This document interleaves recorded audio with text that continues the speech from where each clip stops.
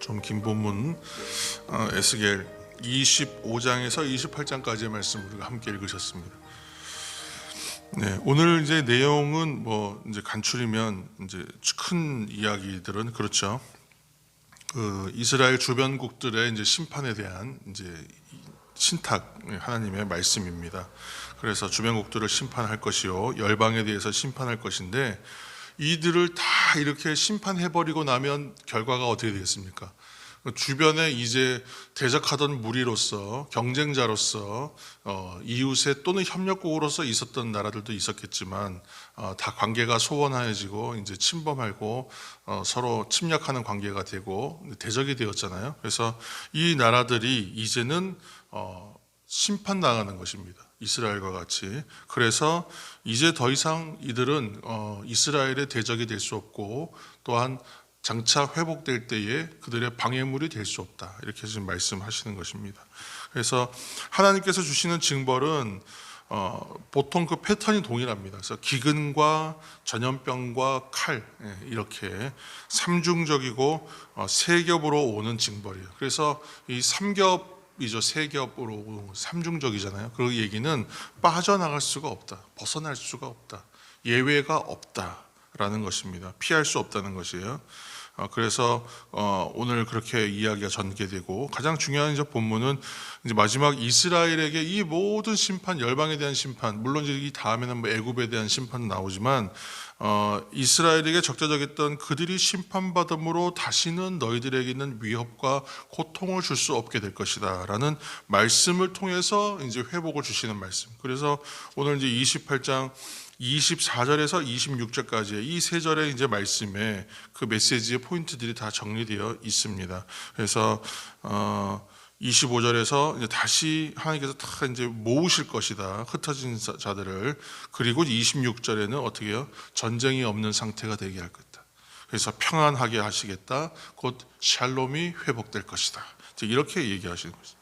그래서 오늘 읽은 본문은 그래서 이스라엘 주변의 열국에 대한 심판에 대한 이야기입니다. 그래서 25장에 보면 네 나라의 심판에 대한 이야기가 나오죠. 네 나라에서. 그리고 26장에서 28장에는 이제 두로에 대해서. 25장에 나오는 나라가 이제 암몬과 모압과 에돔과 블레셋이에요. 그래서 사방에 있는 나라를 말하는 것입니다. 그래서 요단 동편에 있는 것이 이제 암몬과 모압과 에돔이고, 이제 그리고 서편에 있는 것이 이제 블레셋이고, 북쪽에는 두로와 이제 마지막에 조금 언급되는 시돈이 있고, 그리고 이제 이어지는 내용이 남쪽에 다음 장에서는 이제 애굽에 대한 심판. 애굽은 좀 더 큰 이제 나라이기 때문에 전통적인 강국이죠. 그래서 좀 따로 다룹니다. 우리가 항상 이제 지금 구약 성경을 읽어오면서 발견하는 것은 이제 왕실과 왕족들끼리 국가끼리 결혼하게 되고 혼인으로 서약을 맺어서 하나가 될 때에는 종교성과 문화까지도 다 혼합이 된다고 했잖아요. 그것처럼 또 이것이 이제 고대 사회에서는 그런 종교와 이것이 문화가 결합되어 있습니다. 그러다 보니까 또 이런 이제 이미지도 생기는 것이죠. 그래서 그 나라가 잘 되고 잘 안 되는 것도 다 그 종교성, 그 신 때문에, 신의 능력에 의해서 되는 것으로 생각하는 거예요. 그래서 다 신과 연결되어 있다고 생각했는데 고대 사회에서의 흥망성쇠가 다 신과 연결되어 있는 거예요. 그러니까 지금 어떻게 생각하냐면 이스라엘이 지금 심판받았잖아요. 이스라엘이 멸망했잖아요. 그러면 이스라엘이 믿고 따르고 섬기던 하나님은 여호와 하나님이신데 그 하나님이 하나의 신으로 사람들이 생각했을 때에 그 여호와 하나님은 힘없는 신이구나. 별 볼 일 없구나. 그렇게 생각하지 않겠냐 사람들이. 그래서 지금 오늘 에스겔을 통해서 백성들에게 주시는 선포되는 말씀은 뭐라고 하시는 거냐면 지금 이스라엘이 심판받고 멸망한 것이 하나님이 능력이 없고 손이 짧아서 하나님의 신이 힘이 없어서 능력이 없는 신이라서 그런 것이 아니라는 거죠. 오히려 지금 그 주변국의 신들보다 하나님께서 약하기 때문이 아니라 하나님께서 이 주변의 나라들을 오히려 하나님의 나라, 이해할 수가 없는 거예요. 이스라엘을 심판하는 데에 주변국들을 도구로 사용하셨다. 바벨론까지도 도구로 사용하시고 아수르를 도구로 사용하시고 그렇게 해서 하나님이 도구로 사용하셨기 때문에 이 모든 일이 가능한 것이지 하나님이 힘이 없거나 그들이 강하거나 그래서가 아니라 하나님께서 이 질서들을 이끌어 가시고 역사를 이끌어 가시는 하나님이시다라는 것을 지금 밝히는 것입니다. 둘째로는 이것이 지금 이제 하나님께서 이러한 심판과 회복에 대한 이야기를 하실 때에 한 가지 이제 그 안에 흐르는 정신이 하나 있어요. 생각이. 그거 뭐냐 하면 사상인데 언약 사상입니다. 언약 사상. 근데 지금 이때의 언약 사상은 뭐냐면 아브라함과 맺으신 언약부터 거슬러서 시작돼야 돼요. 아브라함에게 하나님께서 약속하실 때 뭐라고 하셨냐면 너를 축복하는 자에게 내가 축복하고 너를 저주하는 자를 내가 저주하겠다. 그러셨단 말이에요. 그렇기 때문에 이스라엘은 누구의 후손입니까? 아브라함의 후손이죠. 그렇기 때문에 이스라엘을 적대시하고 조롱한 대가를 그들은 치러야 되는 거예요.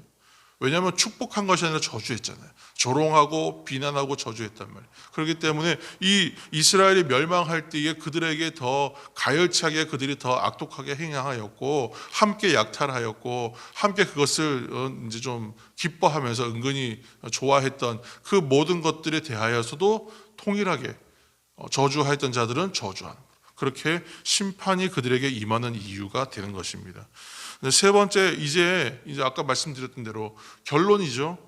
결론이 될 텐데 주변국들이 심판되고 나면 더 이상 그들을 핍박할 수 있는 세력이 없는 것입니다. 회방하고 조롱하던 세력들이 다 멸절되고 없어지는 것입니다.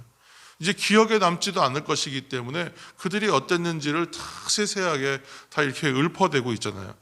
더 이상 이들은 이스라엘이 장차 회복하였을 때의 방해물이 될 수가 없다라고 하는 것입니다.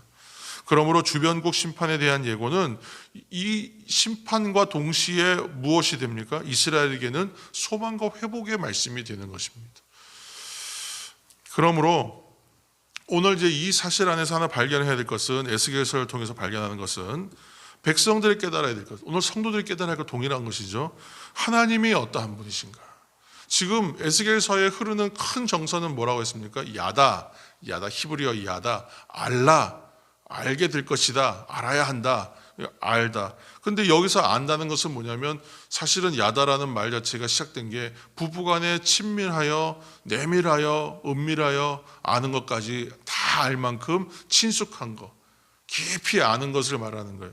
그렇죠? 그러니까 지금 하나님이 어떠한 분이신가 알라, 내가 여호와인 줄 알리라, 이렇게 지금 계속 반복되는 패턴이 나오는 이유는 하나님이 어떠한 분인가를 알아야 된다. 누가요? 하나님의 백성이라면 하나님이 어떠한 분이신가를 알아야 한다. 성도들은요, 하나님이 어떠한 분이신지를 알아야 한다는 거예요. 하나님을 그러면 알려면 어떻게 하겠습니까? 지식으로만 알 수 있는가? 그렇지 않죠. 하나님이 어떠한 분이신가 가장 잘 아는 오늘날의 방법은 하나님의 말씀을 가까이 하는 거예요. 그래서 하나님께서 우리에게 계시하여 보여주신 하나님의 말씀을 통하여 하나님이 어떠한 분인지를 깨달아야 합니다. 하나님이 역사의 주인이시다. 오늘 스토리텔링에서 발견하는 것은 하나님이 역사를 심판하시고 열방들을 심판하시는, 역사를 주관하시는 하나님이시구나. 그리고 그 하나님은 이 아브라함 때의 약속을 기억하시고 그것을 끝까지 지켜내시는 언약의 하나님이시구나. 반드시 말씀하신 것을 행하시고 그것을 지키시는 언약의 하나님. 하나님의 언약을 깨어지지 않는구나. 그러므로 하나님의 품성은 뭐예요? 신실하신 하나님이거든요. 변함이 없으시고 어제와 오늘이 동일하신 하나님. 그러나 지금 이스라엘이 심판받은 상황이잖아요. 심판당하는 상황입니다. 그러나 그 심판 중에도 소망과 회복을 말씀하시는 하나님, 회개하라고 그들에게 권유하고 회개하고 돌아오는 자들을 향하여 약속의 말씀을 다시 회복시켜서 주시는 자비와 긍휼이 많으신 하나님, 시험이 있음에도 불구하고 시험 중에도 긍휼을 잊지 않으시고 베푸시는 하나님이시다. 그 사실인 것입니다. 그러므로 오늘도 이 말씀 안에서 다시 한번 하나님이 뜻하신 바가 원하시는 바는 결국은 어디겠습니까? 내가 성장하여 잘 되어가는 자리죠. 세상에서 말하는 형통함이 아니라 하나님 안에서의 형통함, 하나님과의 관계가 새로워지고, 하나님의 말씀을 알라고 하시는데 그 말씀을 깊이 알고 하나님이 어떠한 분인지를 깨달아 하나님의 뜻에 순종되고 하나님이 제시하시는 비전과 목적과 삶의 뜻의 방향성을 깨달아서 그 방향으로 뚜벅뚜벅 걸어가는 오늘날의 성도들, 그 사람들이 바로 하나님의 백성 되는 것이죠. 거룩한 백성 되어가는 것이죠. 아름다운 주의 자녀가 되어서 하나님의 자랑거리가 되고 기쁨이 되는 자리가 그 자리가 아니겠습니까? 그러니까 오늘날 이 땅에서 성도로서 살아가는 우리의 모습은 어떠해야 할까?